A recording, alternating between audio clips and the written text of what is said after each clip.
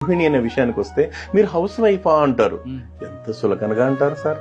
అదే house wife అనే విషయానికి వచ్చినప్పుడు ఆ మహాతల్లి ఉదయం నిద్ర లేచింది మొదలుకొని సార్ తెల్లారు అంటే సూర్యుడు ఉదయించక ముందే నిద్ర లేచి ఆ తర్వాత ఆ ఇంటి పనులన్నీ చక్కదిద్దుకుని తను తింటుందో తినలేదో బిడ్డలు క్యారియర్ కట్టేయడం, వాళ్ళకి మంచిట్లు చూడడం, స్కూల్కి పంపడం, మళ్ళీ ఇంటి పనులు చూసుకోవడం, మళ్ళీ మధ్యాహ్నం భోజన కార్యక్రమం, ఆ తర్వాత భర్త ఇంటికి వస్తే భోజనం పెట్టడం, మళ్ళీ సాయంత్రం మళ్ళీ పిల్లలు ఇంటికి చూసుకోవడం, మళ్ళీ ఈ ఇంట్లో ఉంటాయి కదా సార్ ఇంటి పనులు, ఇంటిల్లి 10 పనులు అంటే ఒకటేని కాదు సార్.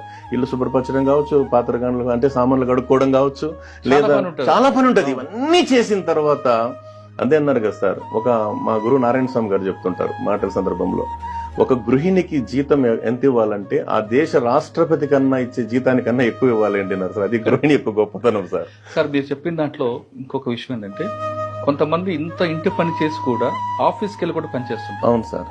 మీరు గృహిణి అన్నారు కదా, అవును సార్. హౌస్ వైఫ్ అవును.